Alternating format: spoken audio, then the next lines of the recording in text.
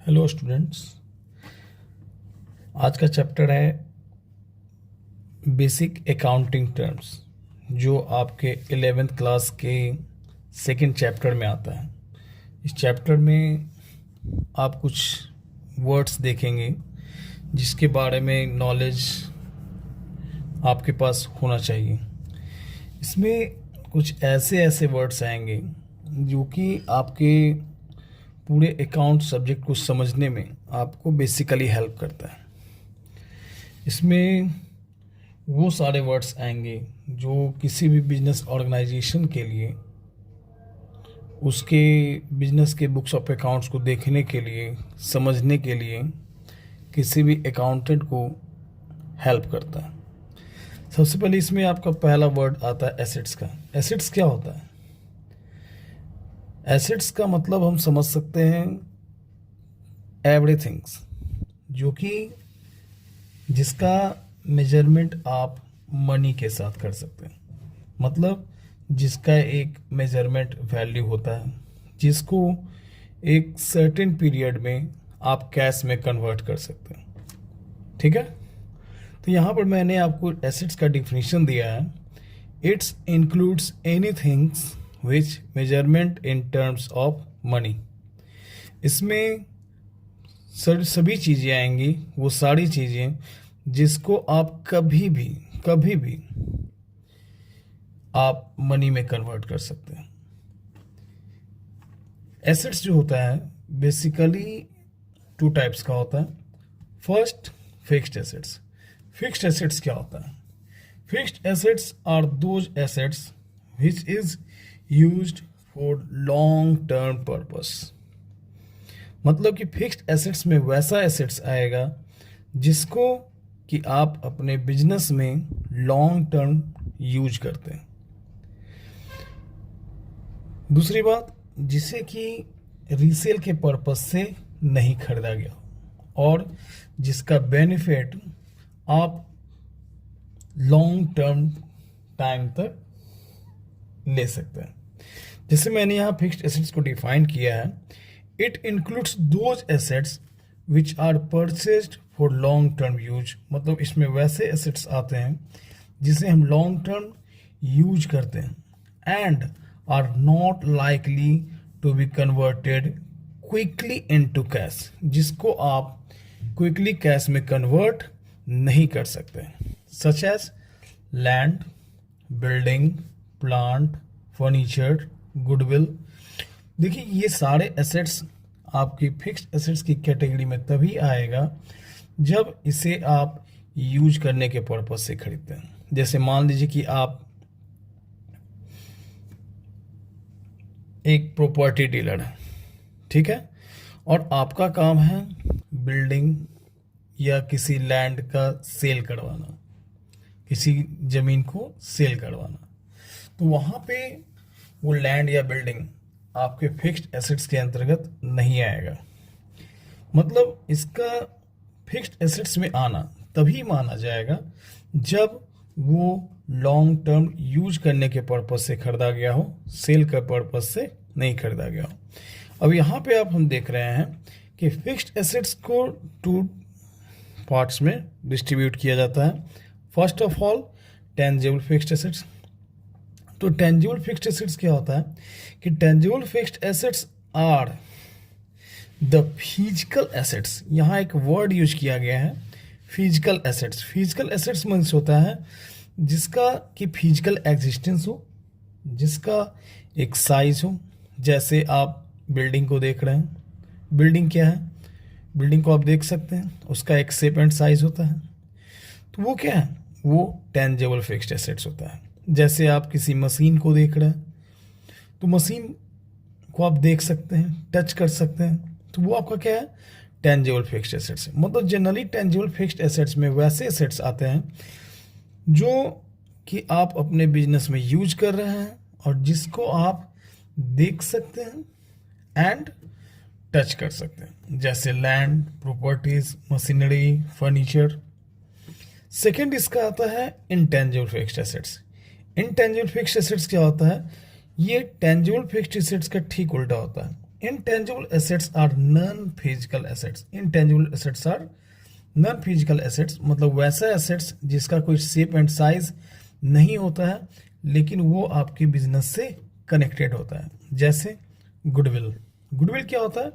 Goodwill आपके business का image होता है जो आपके बिजनेस को मार्केट में प्रॉफिट की कैपेसिटी बढ़ाने में हेल्प करता है। गुडविल एक्चुअली किसी नए बिजनेस का नहीं होता है। जैसे कि मान लीजिए कि आप कोई बिजनेस स्टार्ट कर रहे हैं तो उसका गुडविल उस समय बिल्कुल जीरो होता है, लेकिन जैसे जैसे आप सर्विस प्रोवाइड करते हैं, जैसे जैसे आपका बिजनेस पुराना होता जाता है, जैसे जैसे आप मार्केट में अपना एक नाम बनाते हैं, एक इमेज तैयार करते हैं कस्टमर की नज़र में, वो उसकी पॉजिटिविटी जो होती है, कस्टमर की पॉजिटिविटी जो होती है वो आपकी गुडविल को बढ़ाता है। वैसे ही सॉफ्टवेयर होता है। सॉफ्टवेयर को आप देख सकते हैं लेकिन आप उसे टच नहीं कर सकते, उसका कोई शेप एंड साइज नहीं होता है। तो ये सब जो है, और हमने इसमें और भी कुछ एग्जांपल्स दिए हुए हैं जो कि इनटेंजिबल फिक्स्ड एसेट्स के अंतर्गत आता है और इसका कोई फिजिकल साइज नहीं होता है। तो ये था आपका फिक्स्ड एसेट्स। उसके देखिए इसका सेकंड पॉइंट आता है करंट एसेट्स। करंट एसेट्स क्या होता है? करंट एसेट्स में हम वैसे एसेट्स को लाते हैं जो कि सेल के पर्पज से खरीदा गया हो, जैसे कि जिसको कि आप विदिन 1 ईयर में आप कैश में कन्वर्ट कर सकते हो। देखिए यहाँ पर क्या होता है, current assets are cash and short term assets that can quickly converted into cash within 1 year. मतलब करंट एसेट्स में वैसे एसेट्स को देखा जाता है जिसको कि विदिन 1 साल के अंदर आप कैश में कन्वर्ट कर सकते हैं। मतलब कि मैक्सिमम 1 साल के अंदर आप कैश में कन्वर्ट कर सकते हैं। अगर किसी भी एसेट्स को आप मिनिमम 2 मिनट में भी कैश में कन्वर्ट कर दें तो वो भी करंट एसेट्स होगा। तो करंट एसेट्स क्या होता है कि वैसा एसेट्स जिसको कि आपने रीसेल के पर्पज से ही खरीदा हो। ये फिक्स्ड एसेट्स का ठीक ऑपोजिट होता है। जैसे कि फिक्स्ड एसेट्स होता है वैसा एसेट्स जिसको कि आप लॉन्ग टर्म यूज करते हो, लेकिन करंट एसेट्स क्या होता है जिसे हम यूज करने के पर्पज से नहीं खरीदते हैं। फिक्स्ड एसेट्स क्या होता है जो आपको लॉन्ग टर्म बेनिफिट देता है, लेकिन करंट एसेट्स क्या होता है इसका बेनिफिट विदिन 1 ईयर तक ही लिमिट होता है। जैसे करंट एसेट्स में क्या क्या आएगा? Cash in hand, cash at bank, debtors, bills receivable, मतलब कि जिससे कि आप शॉर्ट टर्म टाइम में कैश आप रिकवर कर सकते हैं। अब यहाँ पे आप देख रहे हैं कि एसेट्स के कुछ एडिशनल टाइप्स और भी होते हैं। जैसे इसमें पहला आता है लिक्विड एसेट्स। लिक्विड एसेट्स क्या होता है? लिक्विड एसेट्स में हम वैसे करंट एसेट्स को इंक्लूड करते हैं जिसे कि आप कन्फर्म 12 मंथ्स के अंतर्गत कैश में कन्वर्ट कर सकते हैं। जैसे कि इसमें स्टॉक और प्रीपेड एक्सपेंस को इंक्लूड नहीं किया जाता है, क्योंकि स्टॉक में जो पड़ा हुआ सामान होता है वो कोई ज़रूरी नहीं होता है कि वो 12 मंथ्स में कैश में कन्वर्ट हो जाए। जैसे प्रीपेड एक्सपेंस, आपने कहीं पैसे एडवांस पेमेंट किए हैं तो वो ज़रूरी नहीं है कि वो आपका कैश के रूप में रिकवर ही हो जाए। तो इसमें क्या कह रहा है कि it is an asset that can easily be converted into cash. इसमें वैसे एसेट्स को इंक्लूड किया जाता है जिसको आप आसानी से कन्वर्ट कर सकते हैं कैश में in a short amount of time, कम से कम समय में। It is not include stock and prepaid expense. इसमें स्टॉक और प्रीपेड एक्सपेंस को शामिल नहीं किया जाता है क्योंकि these assets are not converted in short time।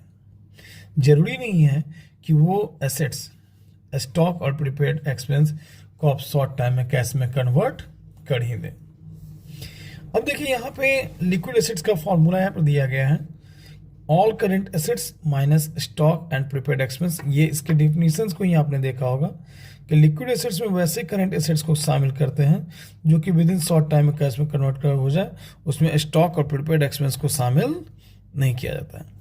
इसका सेकंड आप देख रहे हैं यहाँ वेस्टिंग एसेट्स। वेस्टिंग एसेट्स क्या होता है?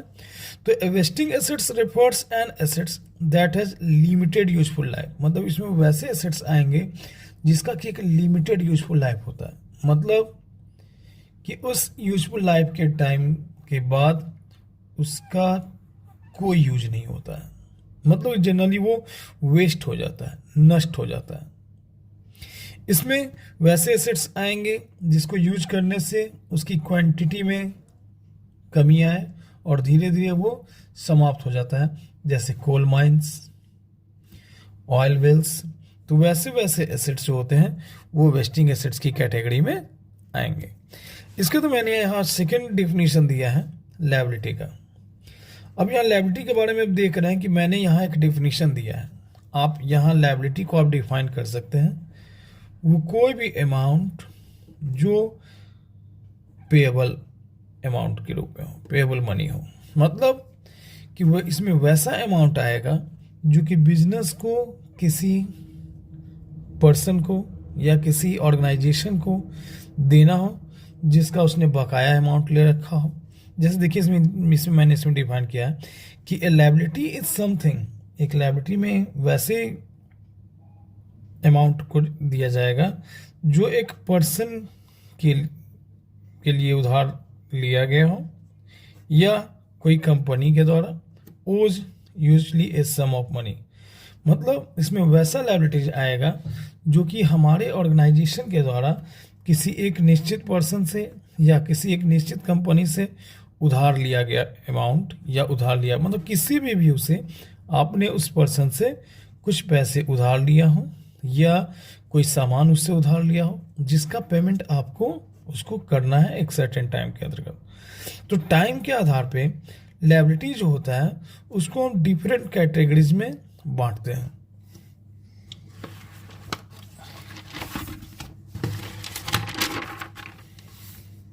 टाइम के आधार पे लायबिलिटीज को डिफरेंट कैटेगरीज में बांटा गया है, जिसे हम कह सकते हैं दो तरीके से। एक करेंट लायबिलिटी। करेंट लायबिलिटी का मतलब है short term liability. Current liability की बात कहें तो इसका सेकेंड नाम है short term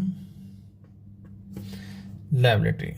short term liability मतलब विद इन 12 मंथ्स। मतलब इसमें वैसा लायबिलिटी आएगा जिसको कि आपको पेमेंट करना है 12 महीने के अंदर। तो यहाँ पे देख रहे हैं करेंट लायबिलिटी में क्या आएगा, it includes all those types of liability which are payable up to 12 months. मतलब इसमें वैसे लायबिलिटी को शामिल किया जाता है, इसमें वैसे अमाउंट्स को हम पे करने वाले होते हैं किसी और कंपनी को, इसमें वैसे अमाउंट आएंगे जो कि हमें किसी दूसरे को पे करना है और विद इन 12 मंथ्स के अंदर पे करना है। तो वो लायबिलिटी आपका करेंट लायबिलिटी, या उसी को हम शॉर्ट टर्म लायबिलिटी कहते हैं।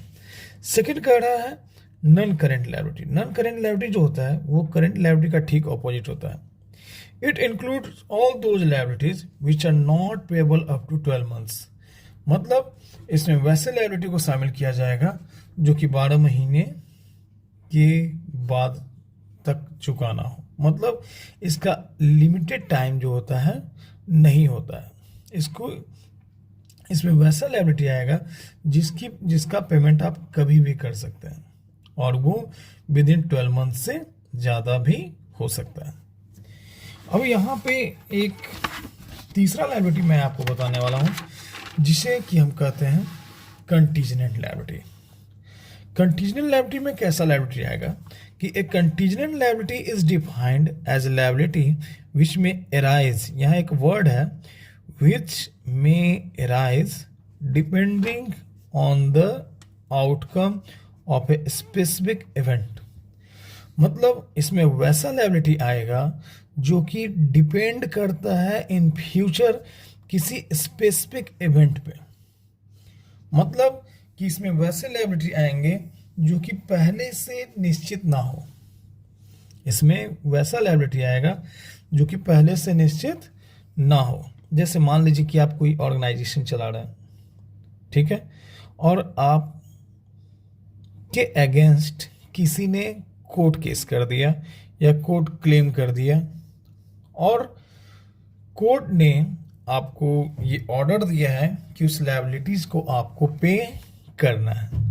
तो यहाँ पे आप देख रहे हैं कि उस स्पेसिफिक इवेंट पे डिपेंड कर रहा है वो लायबिलिटी, जो कि आपको पेमेंट करना है विद इन उस वर्क के होने के बाद। जैसे कि अगर आपके अगेंस्ट किसी ने क्लेम कर दिया हो और वो क्लेम जब क्लियर होता है कि उस क्लेम के अगेंस्ट आपको पे करना है, तब वो लायबिलिटी आपको एराइज करेंगे, आपके ऑर्गेनाइजेशन के द्वारा एराइज होगा और वैसा लायबिलिटी कंटीजेंट लायबिलिटी कहलाता है। अब लायबिलिटीज को हम दो तरीके से और जान सकते हैं। जैसे इसमें एक आपका होता है इंटरनल लायबिलिटी। इंटरनल लायबिलिटी में वैसा लायबिलिटी आएगा जो कि बिजनेस में ऑनर ने कैपिटल के रूप में या किसी एसेट्स के रूप में बिजनेस में इन्वेस्ट किया हो। जैसे मान लीजिए कि आप किसी बिजनेस को आप शुरू कर रहे हैं, तो बिजनेस के लिए ये कोई ज़रूरी नहीं है कि वो अमाउंट सिर्फ आउटसाइडर के लिए को पेमेंट किया गया अमाउंट जो आपको आउटसाइडर को पे करना हो, सिर्फ वही लायबिलिटीज की कैटेगरीज में नहीं आता है।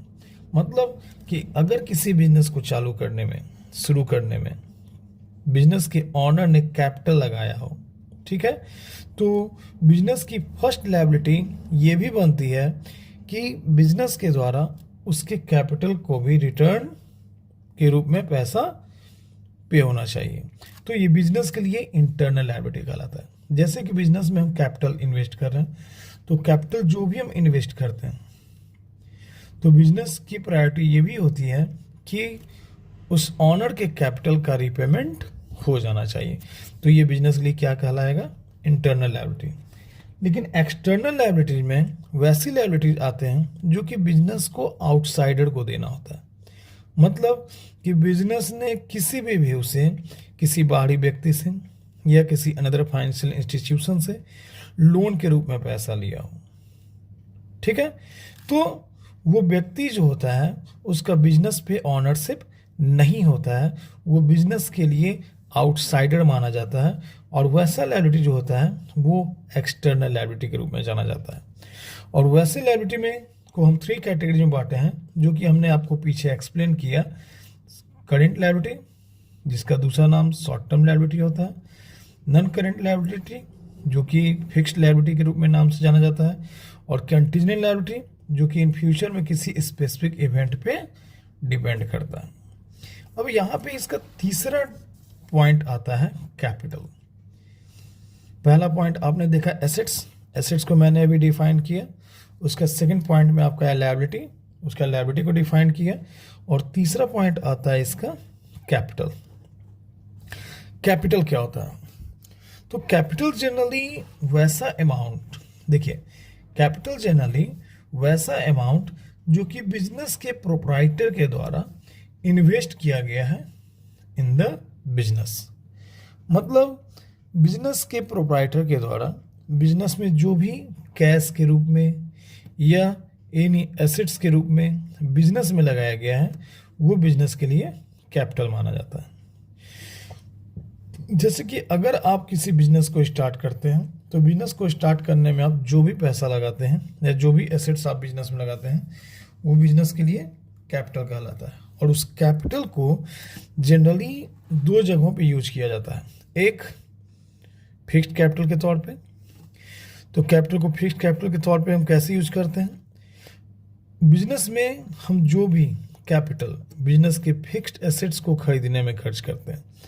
मतलब जो भी कैपिटल हम इन्वेस्ट कर रहे हैं, उस कैपिटल में जो भी हम फिक्स्ड एसेट्स में पैसे इन्वेस्ट कर रहे हैं, वो पैसा हमारे बिजनेस के लिए फिक्स्ड कैपिटल कहलाएगा। मतलब कि वो हमें लॉन्ग टर्म बेनिफिट दे रहा है। जैसे कि मान लीजिए कि आप कोई ऑर्गेनाइजेशन खोलना चाह रहे हैं और उसमें फर्नीचर लगवा रहे हैं, उसकी वायरिंग करवा रहे हैं, ठीक है, एसी लगा रहे हैं, तो ये आपके लिए क्या है? फिक्स्ड एसेट्स है। और कैपिटल का जो हिस्सा हम इन फिक्स्ड एसेट्स पर खर्च कर रहे हैं, और वो हमें बेनिफिट क्या देगा? लॉन्ग टर्म टाइम देगा। वो आपका क्या कहलाता है? फिक्स्ड कैपिटल, और ये नॉन रेकरिंग नेचर का होता है। नॉन रेकरिंग मतलब ये खर्चे बार बार नहीं किए जाते हैं। सेकेंड आपका आता है वर्किंग कैपिटल। वर्किंग कैपिटल में कैपिटल का वो अमाउंट आएगा जो कि बिजनेस को मेंटेन करने में खर्च किया जाता है, जो कि बिजनेस के ऑपरेटिंग वर्क से रिलेटेड होता है, जो कि बिजनेस के डे टू डे वर्क से रिलेटेड होता है। जैसे मान लीजिए कि अगर आप कोई बिजनेस चला रहे हैं, मान लीजिए कि आप एक छोटा सा कपड़े का दुकान ही चला रहे हैं, ठीक है, तो उसके पीछे रेंट पे कर रहे हैं। अगर आपने स्टाफ लगाए हुए हैं तो स्टाफ को सैलरी पे कर रहे हैं, बिजली बिल, इलेक्ट्रिसिटी बिल आप दे रहे हैं, तो उसके मेंटेनेंस में जो खर्च होता है वो आपका वर्किंग कैपिटल कहलाता है। ठीक है, तो वर्किंग कैपिटल का फॉर्मूला होता है all current assets minus all current liability. अब यहां पे कैपिटल के बाद आप देख रहे हैं इसके तीसरे चौथे पॉइंट पे, जिसे कि हम कहते हैं वाउचर। वाउचर क्या होता है? वाउचर मीन्स एक ऐसा रिटन डॉक्यूमेंट जो कि बिजनेस के किसी भी ट्रांजैक्शन को रिप्रेजेंट करता है। जैसे मान लीजिए कि आप कोई सामान खरीदने गए, तो सामान खरीदे इसका कोई प्रूफ होना चाहिए। तो प्रूफ के रूप में क्या करता है, सेलर आपको एक रिटन बिल बना के देता है कि आपने क्या सामान खरीदा, कितने का खरीदा। तो वो पेपर जो है वो एक एविडेंस होता है कि आपका और उसके बीच एक ट्रांजैक्शन किया गया है, और उस रिटन डॉक्यूमेंट को हम लोग क्या कहते हैं, वाउचर कहते हैं।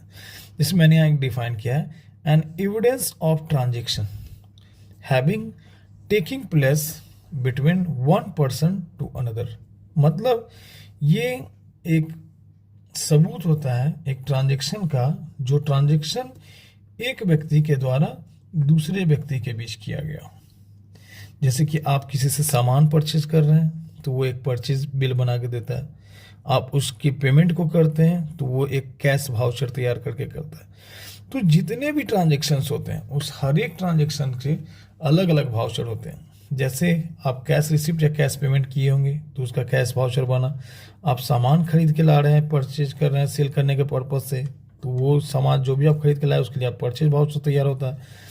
अगर आपके बिजनेस से कोई सामान बेचा गया हो तो उसके लिए सेल्स वाउचर तैयार होता है।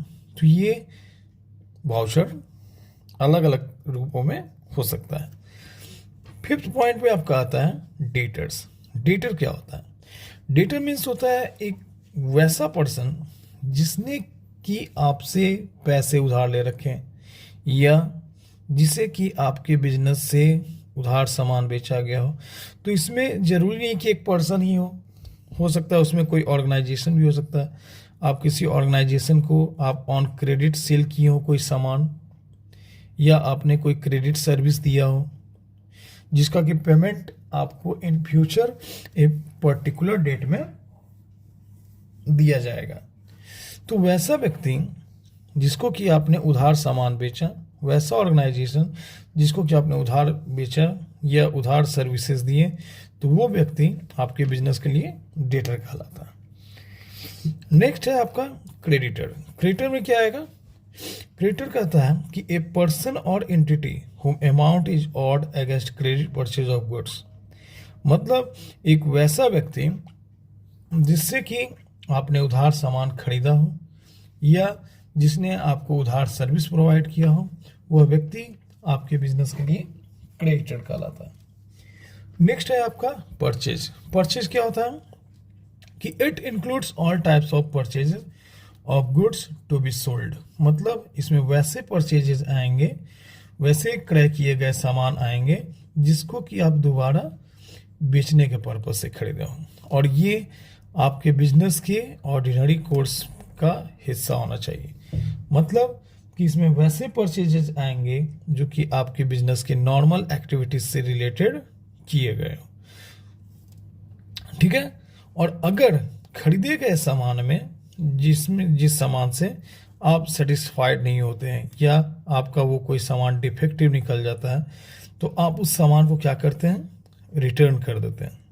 तो ये आपका क्या कहलाएगा, परचेज रिटर्न। तो यहाँ मैंने इस डिफिनेशन के थ्रू इस डिफिनेशन को समझाया है। इसमें मैंने क्या बताया कि goods purchased may be return due to any person they are not as specification और आर डिफेक्टिव। इसमें वैसे सामान खरीदे गए हों या वैसा सामान आपने खरीदा हो जो कि डिफेक्टिव आ गया हो या किसी कारण आप उससे सेटिस्फाइड नहीं हो रहे हो, तो आप उस सामान को उस व्यक्ति को क्या करते हैं, रिटर्न करते हैं और उस सामान को वैसे इंटरेस्ट हम लोग परचेज रिटर्न के तौर पे शो करते हैं। नेक्स्ट है आपका सेल्स। सेल्स क्या होता है कि it is sale of goods in the ordinary course of business, मतलब कि वैसा सेल जो कि आपके ऑर्डिनरी बिजनेस से रिलेटेड वर्क हो और जो रेगुलर नेचर का होना चाहिए। जैसे कि मान लीजिए कि आप एक साइकिल का शोरूम चला रहे हो और आप साइकिल सेल कर रहे हो, तो साइकिल आप रेगुलर सेल कर रहे हो तो वो आपका क्या कहलाएगा, सेल कहलाएगा। और अगर उसमें जो भी डैमेज गुड्स होता है जो आपको किसी कारणवश उस कस्टमर ने आपको रिटर्न कर दिया हो तो वो क्या कहलाएगा, सेल्स रिटर्न कहलाएगा। अब यहाँ पे सेल ट्रांजैक्शन जो होता है वो दो तरीके का होता है। पहला है कैश सेल्स। कैश सेल्स मतलब when goods are sold against cash, जहाँ आपने सामान बेचा हो और उसके अगेंस्ट कैश का लेन देन हो चुका हो, ठीक है, तो वैसे ट्रांजैक्शन को हम कैश सेल्स कहते हैं। और अगर आप कोई सामान खरीदे हो, अगर आप कोई सामान बेचे हो और उसका पेमेंट कुछ दिनों बाद की कंडीशंस पे आपने किया हो, तो वह सेल जो होता है वो क्रेडिट सेल कहलाता है। नेक्स्ट है आपका एक्सपेंडिचर। एक्सपेंडिचर क्या होता है कि it is the amount spent और liability incurred for the value received, मतलब किसी भी तरह के वैल्यू को रिसीव करने के पीछे हम जो भी खर्च करते हैं वो मेरा एक्सपेंडिचर कहलाता है, ठीक है। एक्सपेंडिचर को जो होता है वो 3 कैटेगरीज में बांटा जाता है। एक्सपेंडिचर जो होता है वो जनरली 3 कैटेगरीज में बांटा जाता है। पहला है आपका कैपिटल एक्सपेंडिचर। कैपिटल एक्सपेंडिचर में आता है कि बिजनेस का वैसा खर्च जो कि आप फिक्स्ड एसेट्स को परचेज में किए हो या बिजनेस का वैसा खर्च जिसका बेनिफिट 12 मंथ्स को एक्सीड कर रहा हो, तो वैसा खर्च आपका कैपिटल एक्सपेंडिचर कहलाएगा, ठीक है। मतलब कि वैसा एक्सपेंडिचर जिसका बेनिफिट 12 महीने से ज़्यादा हो और वो अनलिमिटेड टाइम्स होना चाहिए, वो टाइम 12 महीने से अधिक होना चाहिए, ठीक है। और सेकंड है आपका रेवेन्यू एक्सपेंडिचर। रेवेन्यू एक्सपेंडिचर क्या होता है कि वैसा खर्च जो जनरली हम सामान को खरीदने में या किसी भी सर्विस को प्रोवाइड करने में खर्च कर रहे हैं, तो वैसा खर्च रेवेन्यू एक्सपेंडिचर होता है और जनरली वो उसका बेनिफिट 1 अकाउंटिंग पीरियड के अंतर्गत ही होता है। तीसरा है आपका deferred revenue expenditure. Deferred revenue expenditure वैसा एक्सपेंडिचर होता है जिसका नेचर रेवेन्यू हो, और जिसका बेनिफिट लॉन्ग टर्म टाइम हो। मतलब वैसा एक्सपेंडिचर जिसको आप कभी रेवेन्यू के तौर पे दिखा रहे हैं, मतलब वो रेवेन्यू के तौर पे तभी दिखाया जाएगा जब उसका बेनिफिट 1 अकाउंटिंग पीरियड तक हो। लेकिन इसमें कुछ वैसे रेवेन्यू एक्सपेंडिचर भी आएंगे जिसका बेनिफिट लॉन्ग टर्म बेनिफिट आता है, तो वैसा एक्सपेंडिचर डिफर्ड रेवेन्यू एक्सपेंडिचर कहलाता है, ठीक है। अब इसके अकाउंटिंग ट्रीटमेंट्स की बात जहां तक करें तो कैपिटल एक्सपेंडिचर का अकाउंटिंग ट्रीटमेंट कहाँ होता है, तो assets side in balance sheet, मतलब कोई भी कैपिटल एक्सपेंडिचर जो होता है वो उस ईयर के बैलेंस शीट के एसेट साइड दिखा जाता है।